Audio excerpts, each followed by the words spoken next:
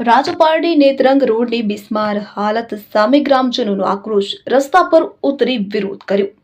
ઝઘડિયા તાલુકાના રાજપારડીથી નેત્રંગને જોડતો મુખ્ય માર્ગ લાંબા સમયથી બિસ્માર હાલતમાં હોવાથી વાહન ચાલકો અને મુસાફરો ભારે મુશ્કેલી અનુભવી રહ્યા છે। વારંવાર રજૂઆત કરવા છતાં તંત્ર દ્વારા યોગ્ય કામગીરી ન થતા આજે સ્થાનિક ગ્રામજનો રસ્તા પર ઉતરી વિરોધ પ્રદર્શન કર્યું। નવા માલજીપુરા ગામ પાસે ગ્રામજનોએ ચક્કા જામ કરી વાહન વ્યવહાર ઠપ કરી દીધો હતો। ભારે વાહનો દ્વારા ઓવરલોડ ભરવામાં આવતા રસ્તાની હાલત વધુ ખરાબ બનતા સ્થાનિકોનો આક્રોશ ફાટી નીકળ્યો। રાજપારડી પોલીસ ઘટના સ્થળે પહોંચી પરિસ્થિતિ પર કાબુ મેળવવાનો પ્રયાસ કર્યો હતો। ગ્રામજનોએ માર્ગની તાત્કાલિક મરામત કરવાની માંગ સાથે ચેતવણી આપી છે કે જો તંત્ર ટૂંકા ગાળામાં પગલાં નહીં લે તો વધુ ઉગ્ર આંદોલન હાથ ધરાશે।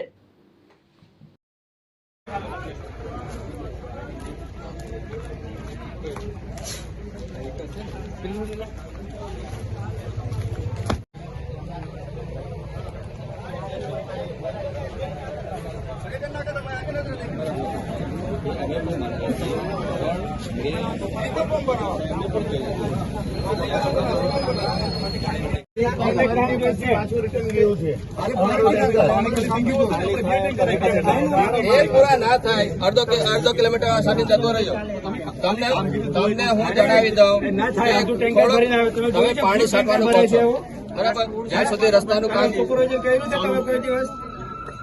કામ જ્યાં છૂટવાની વાત ના કરો, અમને કામ બતાવો, અહીંયા દેખાડો। અડધું ટેન્કરો લઈને આવે છે, અમને ખબર છે આટલે ત્યાં જતા પૂરું થઈ જાય અને આમ ફાટી જાય તો પાણી છંટે એ રીતના રસ્તાનું કામ જ્યાં સુધી ચાલુ નહીં નામમાંથી પેચવર્ક કરો। આ રોડ આ તમે નાખો ને હમણાં જ ગાડી જાય એટલે ધૂળ ઉડે આંખોમાં, આ પથરા ઉડે લોકોને વાગે છે। ઝઘડિયા જાય રાજપારડી છોડી દીધું લોકોએ, ખબર છે કાયમ તમે જતા હો તો ખબર પડે કે શું પરિસ્થિતિ થાય છે। તમે આમાં જો સક્સેસ ના થયા તમે ગાડીઓ બંધ કરી દઈએ છીએ। તમે એજન્સી ના કર્યા કરો, ક્યારનું કામ ચાલુ છે, પ્રોપર વર્ક કરો ને।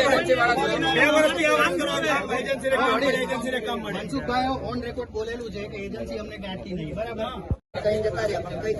આજે રસ્તા રોકો આંદોલન કર્યું છે, એની અમે જાણ થોડાક દિવસ અગાઉ મામલતદાર સાહેબ શ્રીને લેખિતમાં આવેદનપત્ર સાથે કરી હતી અને રજૂઆત કરી હતી કે સાહેબ એક એલ્ટિમેટમ આપેલું હતું કે 4-5 દિવસ 5-6 દિવસની અંદર જો આ રોડ રસ્તાના કામગીરી શરૂ નહીં થાય તો અમે જનતા સ્વયંભૂ રોડ રસ્તા રોકીશું।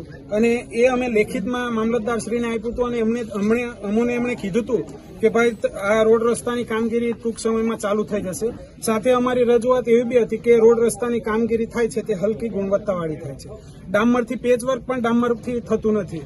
આજે હમણાં ડસ્ટ નાખીને કામગીરી કરે છે, એનાથી બાઇકો લઈને જતી આગળ જે હાઈવા ફોર વ્હીલ ને હાઈવા ચાલતા હોય છે એની પછાડી ચાલનાર 2 વ્હીલની હાલત એટલી કફોડી થાય છે કે રાજપારડી સુધી જતા જતા એને 7 જન્મ સુધી જેટલું કષ્ટ ના વેઠવું એટલું યાદ આવી જાય છે।